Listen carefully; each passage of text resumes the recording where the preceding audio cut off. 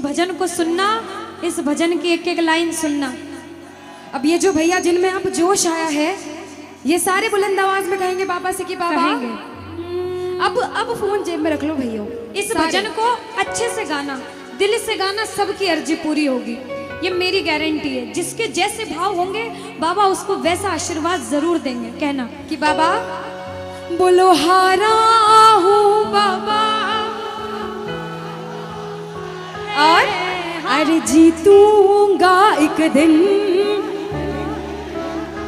बाबा दुनिया से सुना तेरे दरबार में जो हार कर आता है वो कभी खाली हाथ नहीं जाता। मैं भी बच्चा बनकर आया हूँ, दुनिया की ठोकरें खा कर आया हूँ। मुझे विश्वास है आज हार कर आया हूँ लेकिन जीत कर जाऊंगा। अरे हारा हूँ बाबा पर तुझ में और बाबा जीतूंगा एक दिन। मेरा दिल ये बाबा बस ओ मेरे माझी बन जाओ, मेरी नाव चला जाओ, बेटे को बाबा शाम तुम गले लगा जाओ। सारे कह दो हारा हूँ बाबा, हाँ जीतूंगा एक दिन। कौन कौन हार कर आया है और उसको भरोसा है कि मैं जीत कर जाऊंगा? और जरा इस भजन में तो हाथ उठाना पड़ेगा। जो जितने लंबे हाथ उठाएगा तरक्की में उतना जल्दी ऊपर जाएगा। जितनी माताएं बहनें सर्दी लग रही है ताली बजाओ, गर्मी लगने लग जाएगी सेवा में। गाओ हारा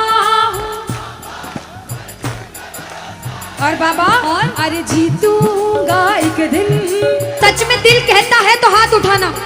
अगर मेरे कहने पे हाथ उठाओगे काम नहीं बनेगा। अपने दिल से हाथ उठाओ, सिर के ऊपर ताली बजाओ। ये 1 2 3। हमारे मामा जी नाच रहे हैं, इनको देख के अपने मामा की याद आती है ना? बिल्कुल आती है।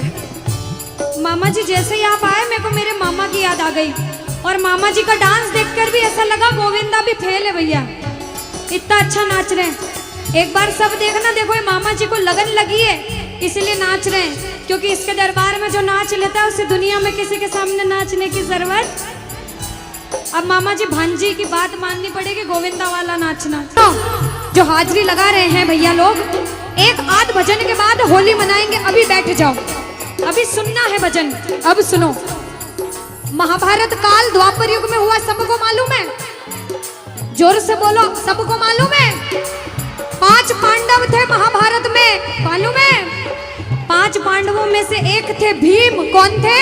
भीम। भीम के पुत्र थे घटोत्कच। कौन थे? मैं थोड़ा ऊंचा सुनती हूँ। कौन थे? और घटोत्कच के पुत्र थे बर्बरिक। कौन थे? बोलो बर्बरिक सरकार की। अब सुनो, जब बर्बरिक 14 साल के हुए, महादेव की कठिन तपस्या करी, महादेव से 3 बाण हासिल करे। बोलो 3 बाण धारी की। जब 3 बाण हासिल करे, अपनी माँ को आके बोले माँ मैं भी महाभारत की लड़ाई लड़ने जाता हूँ। माँ बोली 14 साल का बालक महाभारत की लड़ाई कैसे लड़ेगा? हट करने लग गए, नहीं माँ मैं भी महाभारत की लड़ाई लड़ूंगा।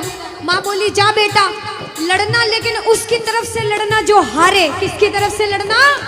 जो हारे। अब सबको मालूम था पांडव 5 हैं, लेकिन उनके साथ स्वयं कृष्ण भगवान हैं। और कौरव चाहे 100 हैं, उनके पास पूरी नारायणी सेना है, पर वो जीत नहीं सकते, क्योंकि बुराई की जीत कभी भगवान ने नहीं होने दी। कृष्ण भगवान ब्राह्मण का वेश धारण करके बर्बरिक की परीक्षा लेने आए। बर्बरिक से बोले 14 साल का बालक कैसे महाभारत की लड़ाई लड़ेगा? बर्बरिक बोले स्वामी जो परीक्षा लेनी है ले लो। गोविंद बोले बर्बरिक अपना शीश काट के मेरे चरणों में दान कर दो तो मानूं कि तुम बड़े योद्धा हो। बर्बरिक ने सोचा, 1 सेकंड नहीं सोचा और शीश काटा, गोविंद के चरणों में रख दिया। बोलो शीश के दानी की जय हो। गोविंद खुश हो गए। कृष्ण भगवान ने बोला हे बर्बरिक तू कलयुग में मेरे नाम से जाना जाएगा। बोलो श्याम प्यारे की। जैसे जैसे कलयुग बढ़ता जाएगा तेरा प्रभाव कलयुग में बढ़ता जाएगा। बोलो हारे के सहारे की। जो हार कर आएगा वो कभी खाली हाथ नहीं जाएगा। आज तक नहीं हुआ, बाबा को वरदान है। अब ताली बजाओ सारे, बुलंद आवाज में। अरे जीतूंगा।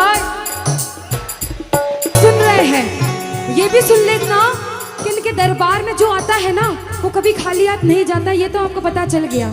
लेकिन मेरे बाबा की एक खास बात है कि जो खुशी से या फिर गम में दो आंसू इनके दरबार में बहा देता है ना, उसको जिंदगी में कभी भी कहीं रोना नहीं पड़ता। ऐसा कहते हैं, जब जब प्रेमी कहीं पे कोई रोता है, अरे आंख के आंसू से चरण को धोता है। क्या कहा? अरे जब जब प्रेमी कहीं पे कोई रोता है, और